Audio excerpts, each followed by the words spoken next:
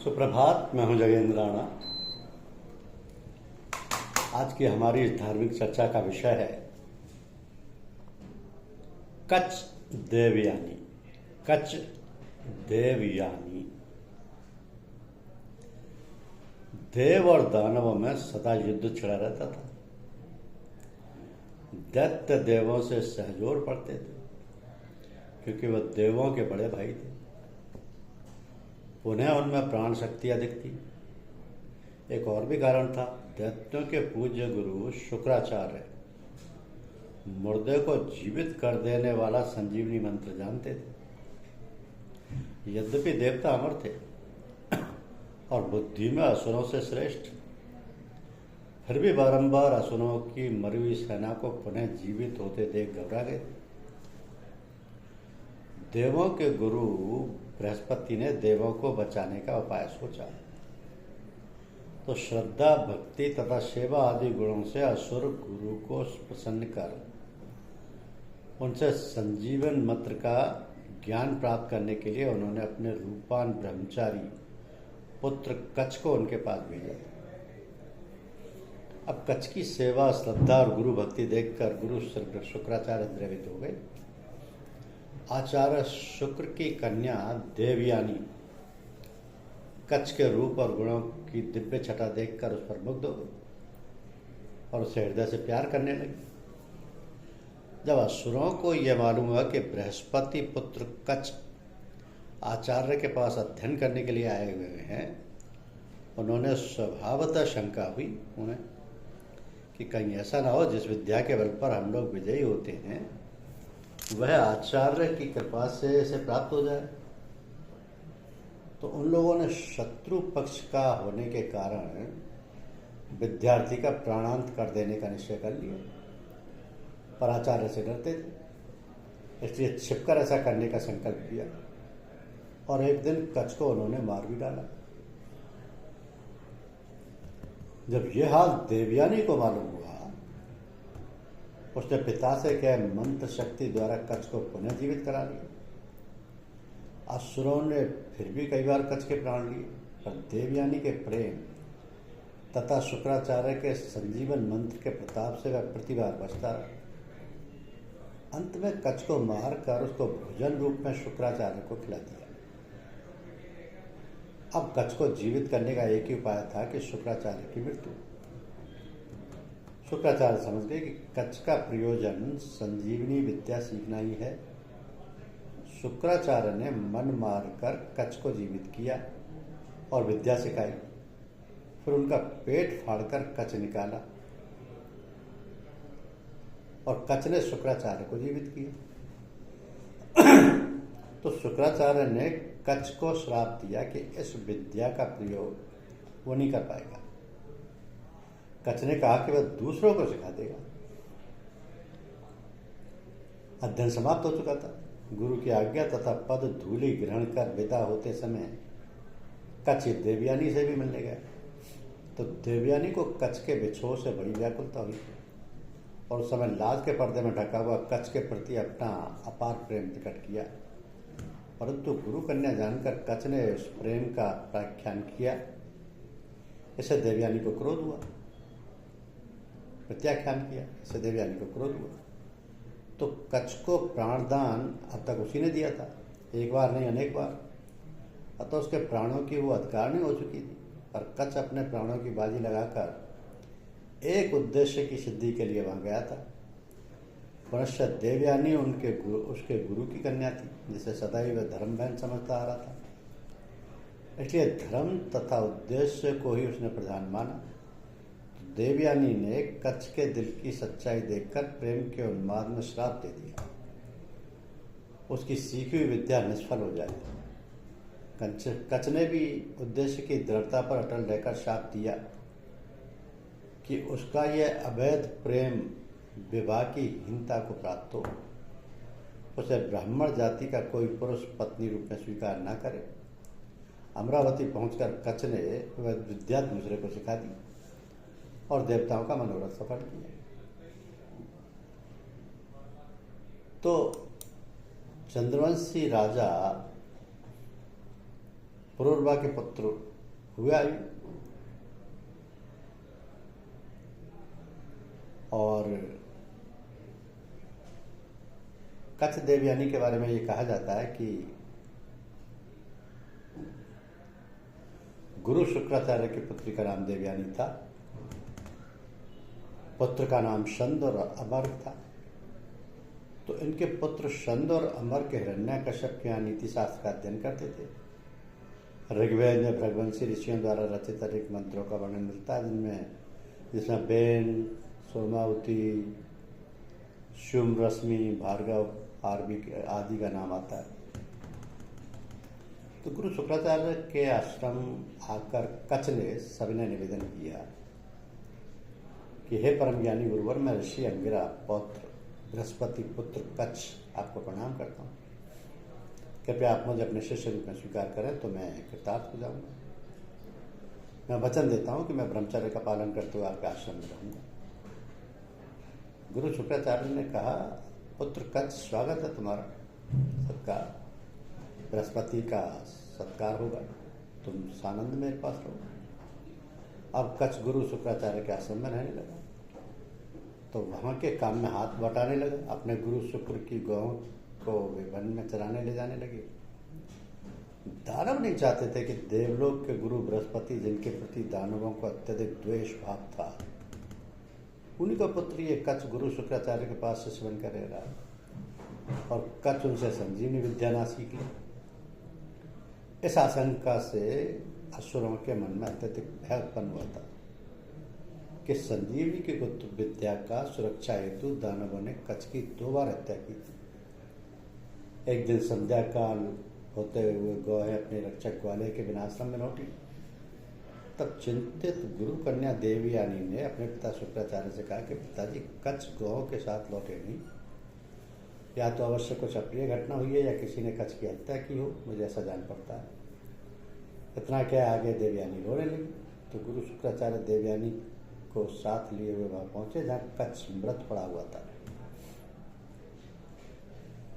अब बिलखती हुई देवयानी ने कहा, हाँ पिता, ये कैसा अप्रिय कांड हुआ है। मैं कच्छ से मौन भाव से प्रेम करने लगी हूँ, उनके बिना अब मैं जीवित ना रहूंगी, मैं सत्य कह रही हूँ, आपकी सौगंध। तो अपनी पुत्री का अश्रु देखकर शुक्राचार्य स्नेह विचलित हो गए। कहा, अरे बेटिया, तू इतनी घबराती क्यों है, ले मैं इसे अभी जीवित कर देता हूँ। इस प्रकार कच्छ को गुरु शुक्राचार्य की संजीवनी विद्या से जीवन दान मिला। तो कुछ समय शांति से बीता, किंतु एक संध्या कच्छ आश्रम से आश्रम में पुनः लौट कर आया। इस बार दुष्ट असुरों ने कच्छ की हत्या करके कच्छ का शरीर भेड़ियों को खिला दिया था। गुरु शुक्राचार्य ने संजीवनी मंत्र पढ़कर अपने कमंडल से अभिशक्ति जल के छींटे छटते हुए उच्च स्वर से पुकारा, आओ बेटा कच्छ। तत्क्षण भेड़िए के अंग प्रत्यंग को भेद कर कच्छ के अंग एक दूसरे से जुड़ते हुए गुरु सेवा में उपस्थित हो गए।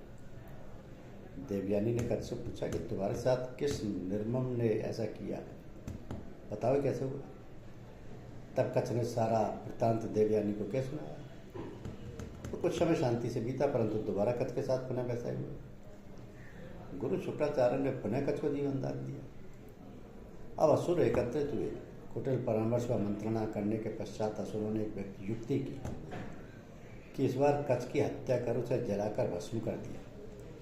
उस भस्म की शुक्राचार्य को वारुणी पात्र में उड़ेलकर सेवा भक्ति का स्वांग रचकर गुरु के समीप गए। गुरु शुक्राचार्य के हाथों में भस्म मिश्रित सुरा पात्र थमा दिया। गुरु शुक्राचार्य सुरा को पी गए। देवयानी उस समय दौड़ी आई और कहा कि पिताजी, कच्छ अब तक लौटा नहीं। तो प्रातःकाल पूजा के पुष्प लेने गया था, अब तो रात्रि हो चली, अवश्य भारी विपत्ति आन पड़ी। उसी समय कच्छ ने गुरु के शरीर के भीतर से पुकारा कि हे परम कृपालु गुरुवर, आपका ये शिष्य आपके शरीर के भीतर से बोल रहा है। आप ही मेरे परम दयालु प्राण रक्षक प्राणदाता है, मुझ पर कृपा करें गुरुदेव। शुक्राचार्य ने कहा, ये तो बड़ा कठिन कांड घटित हुआ, मैं तुम्हें संजीवनी विद्या सिखलाता हूँ, मेरा पेट फाड़कर तुम बाहर आ जाओ, तो सुयोग पुत्र की भांति तुम मुझे जीवित कर देना। गुरु शुक्राचार्य के शरीर से कच्छ जीवित बाहर आए। तत्पश्चात कच्छ ने गुरु आज्ञा का पालन करते हुए संजीवनी विद्या से गुरु शुक्र को जीवित कर अपना प्रण निभाया। शुक्राचार्य को साष्टांग दंडवत कर बोले, आज पश्चात आप ही मेरे माता पिता, गुरु, भाई, बंधु, बांधव सभी कुछ आप ही हैं।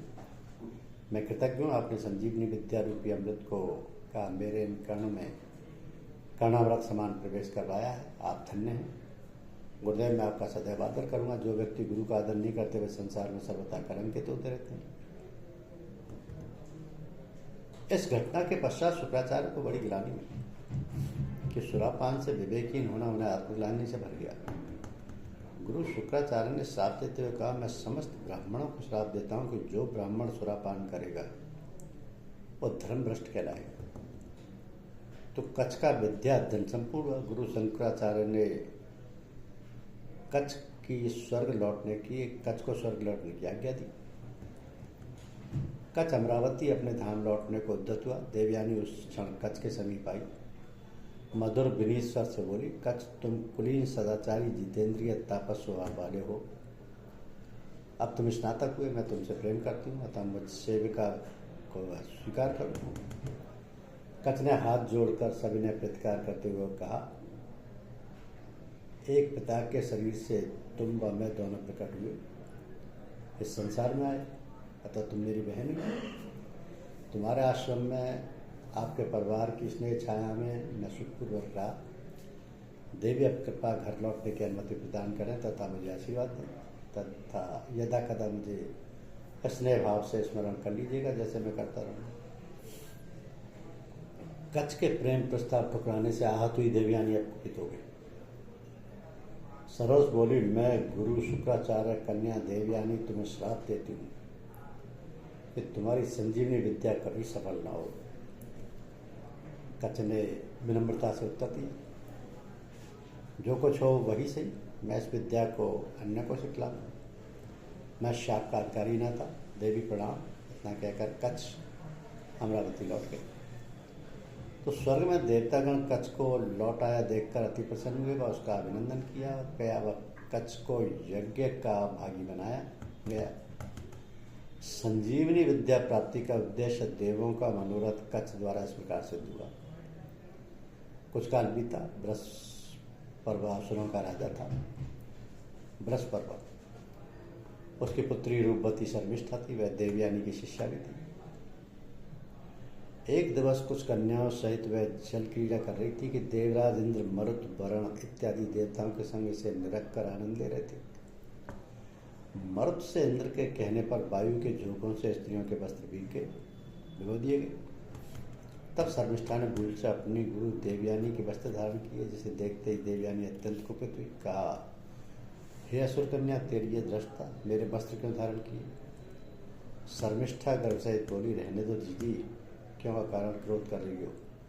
भूल से तुम्हारे वस्त्र धारण किए हैं। आप जानती हैं मैं असुर निरपति वृषप्रभा की कन्या शर्मिष्ठा हूँ। वैसे ध्यान रहे कि आपके पिता मेरे पिता के समक्ष हाथ बांधे उपस्थित रहते हैं। शर्मिष्ठा की ऐसी मन को चुबा देने वाली वाणी से देवयानी के क्रोध भरे हृदय में जलते में मानो घी पड़ा। दोनों क्रोधित थी। सहसा शर्मिष्ठा ने देवयानी के समीप आकर देवयानी को खदेड़ कर एक कुएं में धकेलकर शर्मिष्ठा अपनी दासियों सहित प्रस्थान कर गई। शोकमग्न देवयानी उस अंधकार भरी रात्रि में कुएं में रही, बाहर ना निकल पाई। तो संयोगवश कुछ समय पश्चात नुहुस पुत्र ययाति वहां से जा रहे थे। एक स्त्री के रुदन का स्वर सुन वे कुएं के समीप आया। ययाति ने स्त्री की बाह पकड़कर उसे बाहर निकाला। तदुपरांत अपना परिचय देते हुए पूछा, देवी आप कौन है? इस विपत्ति में कैसे गिरी, कृपया आप बतलाइए। देवयानी ने सविस्तार अपनी व्यथा कह सुनी। तब ययाति देवयानी को ससम्मान गुरु शुक्राचार्य के शास्त्र में ले गए। तो देवयानी ने अपने पिता से क्रंदन करते हुए अपना सारा वृत्तांत किया सुनाया। तब सक्रोध बोली, हे पिता, अब हमें यहाँ कदापि नहीं रहेंगे, चलिए हम कहीं अन्य स्थान पर चलें। इतने में असुरगण भी वहाँ आकर पिता पुत्री से प्रार्थना करने लगे कि हे गुरुपुत्री, कृपया कर शांत हो जाइए। पिता ने अपनी पुत्री को सांत्वना देते हुए कहा, पुत्री क्रोध त्याग दो, शांत चित्त से विचार कर मुझे बतलाओ तुम किस तरह यहाँ रहने के लिए सहमत हुई। मैं वचन देता हूँ वही उपाय करेंगे, तुम बतलाओ तो सही, तुम किस प्रकार रहोगे। कुछ समय विचार कर देवयानी बोली, हे परम ज्ञानी पिता, आप सब समर्थ हैं। आप उस अहंकारी असुर नरेश से कहें कि राजपुत्री शर्मिष्ठा अपनी एक शस्त्र दासियों सहित मेरी सेवा में उपस्थित हो। असुर नरेश तथा असुर समुदाय को गुरु शुक्राचार्य के आदेश का पालन करना ही था, ताकि संजीवनी विद्याधारी परम सशक्त गुरु शुक्राचार्य वहीं उन लोगों के साथ बने रहे। अतः देवयानी के प्रस्ताव को सर्वमान्य करते हुए उसे स्वीकारना पड़ा। कुछ काल बीतने पर एक दिवस ययाति पुनः शुक्राचार्य आश्रम में पधारे। देवयानी शर्मिष्ठा तथा असंख्य दासियों को वन में विहार करते देख ययाति ने अभिवादन कर प्रश्न किया, हे देवी, दासियों के मध्य जैसे रात्रि आकाश में तारकाओं के मध्य चंद्रमा के सदृश सुशोभित आप दो चंद्र का सम कौन है?